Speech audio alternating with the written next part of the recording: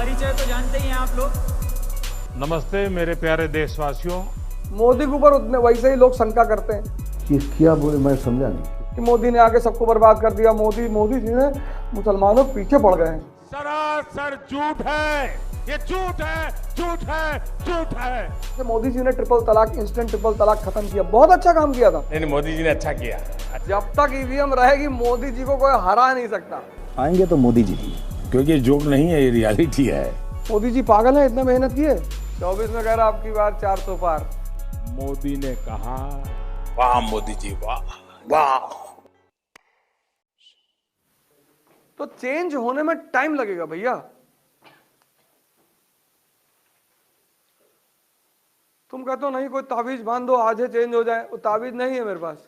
वो बाबा मसान के पास है, दैनिक जागरण में उनका ऐड निकलता है। 24 घंटे में नौकरी, सौतन, मनचाहा प्यार।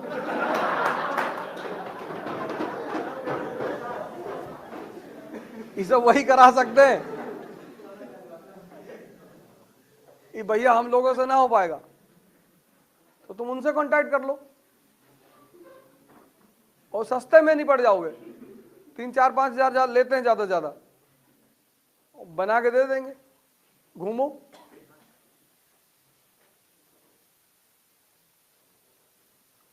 तो लड़के लड़ रहे हैं, पढ़ रहे हैं, पागल हैं सब। मोदी जी ताबीज पहनने के यहां तक पहुंचे, मेहनत किया है, लड़ा है वो आदमी, रोया होगा, लोगों ने मजाक उड़ाया होगा, हंसा होगा, गाली दिया होगा, मिलने से मना कर दिया होगा, लेकिन वो आदमी अपने से नहीं हारा होगा। 2014 में बिना सांसद हुए प्राइम मिनिस्टर ऑफ इंडिया,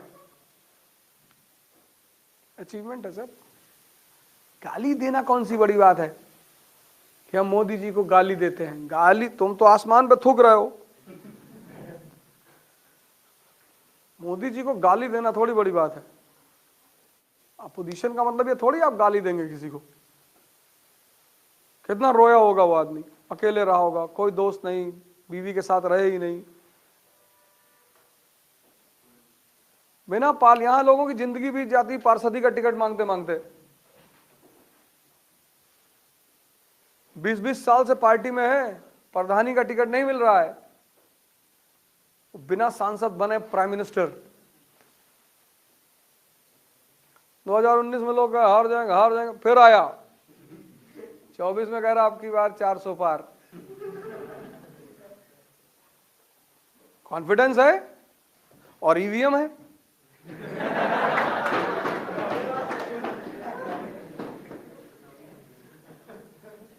ये मैं नहीं कहता हूं, ये उनके विरोधी कहते हैं। मैं काहे कहूंगा भैया, मैंने कहा कॉन्फिडेंस है।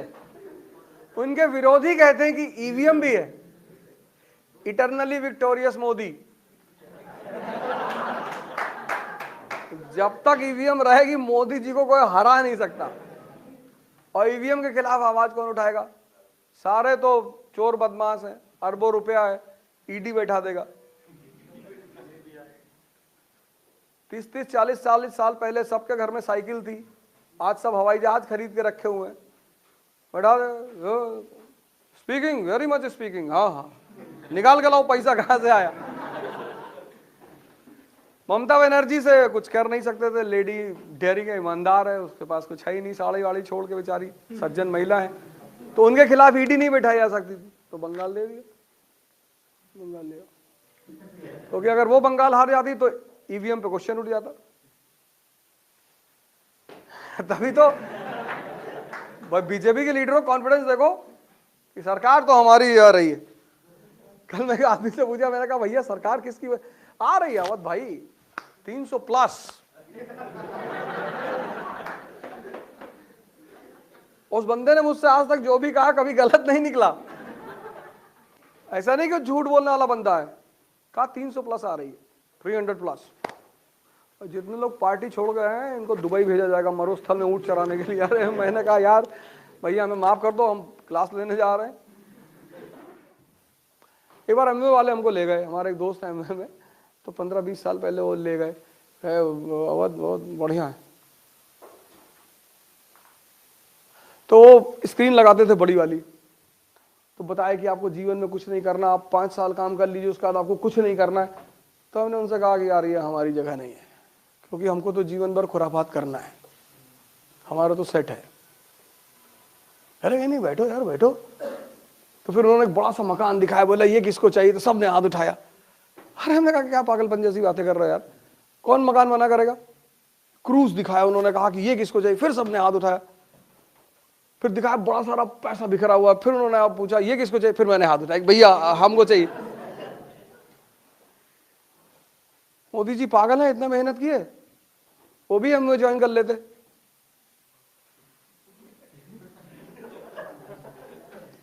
वो भी हम ज्वाइन कर लेते, 5 साल बाद 10 लाख रुपए महीना आता, पड़े रहते। एमवे ज्वाइन करना बुरा नहीं है, लेकिन इसलिए ज्वाइन करना कि मुझे जीवन में कुछ नहीं करना है, ये बुरा है। कोई काम करना बुरा नहीं है। जैसे सीधी सी बात है, जब कोई हिंदू मुस्लिम धर्म के से लेकर विरोध करता है तो मुसलमानों को इसलिए बुरा लगता है कि तुम हमारी बुराई दिखाकर हमारे धर्म का विरोध कर रहे हो। जैसे मान लो मुसलमान है और ये अपनी कुरीति का विरोध करते हैं तो मुसलमानों को बुरा नहीं लगेगा, लेकिन मैं करूंगा तो लगेगा, क्योंकि कुरीति के बहाने उनको लगता है कि मैं इस्लाम पर ही प्रहार कर रहा हूं। जैसे राजा राम मोहन रॉय हैं, वो हिंदू धर्म की कुरीतियों पर चर्चा करते हैं, इस्लाम पे नहीं करते। अच्छी बात है।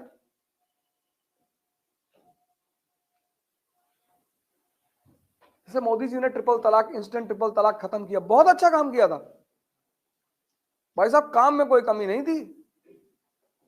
लेकिन अगर वो 100 मौलानाओं को, उलेमा को बुलाकर और उनसे एक्सेप्टेंस लेटर ले लेते कि ये कह रहे, ये निसार इधर आ जी, ये निसार के डेलीगेशन ने इन्होंने कहा तो हमने किया, तो ज्यादा अच्छा होता। हमसे क्या मतलब, निसार बोलो जरा। नहीं हमारी औरतें बहुत परेशान।